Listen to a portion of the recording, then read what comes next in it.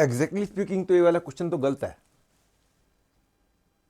क्योंकि क्वेश्चन के हिसाब से लोकस ऑफ जेड इज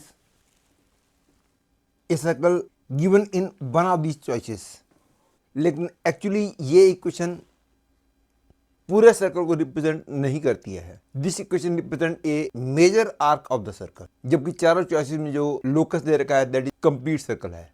जब मैं क्वेश्चन करूंगा तो आपको मेरी बात क्लियर हो जाएगी। इस क्वेश्चन को मैं ज्योमेट्रिकली करूंगा। टू डू दिस क्वेश्चन आपको ये वाला फॉर्मूला क्लियर होना चाहिए कि suppose these are the two lines, जहाँ पे कट कर रही हैं वहाँ का एफिक्स है सपोज Z1, ये वाला पॉइंट है, इसका एफिक्स Z2 है, Z3 इज समवेयर हेयर, और हमने सपोज ये वाला एंगल निकालना है। याद रखो जो एंगल आपने निकालना हो सबसे पहले तो वहाँ पे एंटी क्लॉकवाइज डायरेक्शन बना लो और पॉइंट्स के नाम रख दो A, B, C। तो यदि ये वाला एंगल थीटा है तो remember that theta will be equal to argument of जिस वेक्टर से एंगल शुरू हो रहा है वो वाला वेक्टर डिनोमिनेटर में, और जहां पे एंगल खत्म हो रहा है वो वाला वेक्टर न्यूमरेटर में। That is theta will be equal to argument of Z3 minus Z1 upon Z2 minus Z1। That is इस कॉम्प्लेक्स में जो आर्गुमेंट होगा that will be equal to this angle. And now I will do this question using this formula. सबसे पहले तो मैं इस equation को ऐसे लिख सकता हूं, argument of 1 minus Z upon -1 minus Z equal to π/4। Clearly 1 is somewhere here on x axis, -1 is somewhere here on x axis. इस पॉइंट का नाम मैं A रखता हूं, इस पॉइंट का नाम मैं B रखता हूं। तो Z वाले पॉइंट का नाम मैं यदि P रखता हूं तो this can be written as argument of PA vector upon PB vector equal to π/4। और पॉजिटिव एंगल आने का मतलब एंगल PB से शुरू होगा, PA तक जाएगा, डायरेक्शन एंटी क्लॉकवाइज होगी। तो ऑब्वियसली यदि P पॉइंट को मैं यदि ऊपर लेता हूं तो PA ये वेक्टर हो गया, PB ये वेक्टर हो गया, एंगल PB से शुरू करके PA तक जा रहा हूं तो एंगल है π/4 जो कि एंटी क्लॉकवाइज है। इसलिए P पॉइंट का लोकस एक सर्कल होगा, क्योंकि सर्कल की ये प्रॉपर्टी होती है यदि ये एक आर्क ऑफ द सर्कल है, यदि ये वाला एंगल π/4 है, ये सारे एंगल π/4 ही होंगे। For any point on the boundary of circle this angle will remain constant.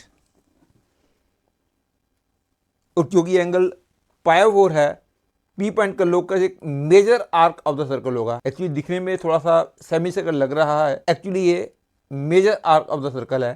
थोड़ा सा मैं डायग्राम को दोबारा से क्लियर ड्रा कर देता हूं। Exactly speaking this is the required circle. ध्यान रहे यदि यहाँ पे -π/4 होता तो P पॉइंट का locus would be the circle below x axis.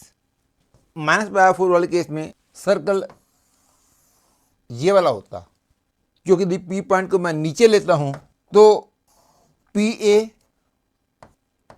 और PB according to this angle PB से शुरू होना चाहिए, PA तक जाना चाहिए। यदि -π/4 होगा तो डायरेक्शन क्लॉकवाइज होनी चाहिए। एंगल PB से शुरू करें PA तक जाए, -π/4 वाले केस में डायरेक्शन क्लॉकवाइज होनी चाहिए और ये क्लॉकवाइज डायरेक्शन है। तो इसका मतलब हो गया कि यदि -π/4 होता then the locus of P would be the circle this, again not complete circle, only this arc of the circle। π/4 वाले केस में this arc मिली है, लेकिन यदि यहाँ पे π/4 और -3/4 बोला गया होता then it would have represented complete circle, क्योंकि उस केस में I would get this minor arc in the case of -3/4। Negative होने के कारण P पॉइंट को नीचे आना पड़ेगा, और क्योंकि यदि वाला एंगल π/4 है तो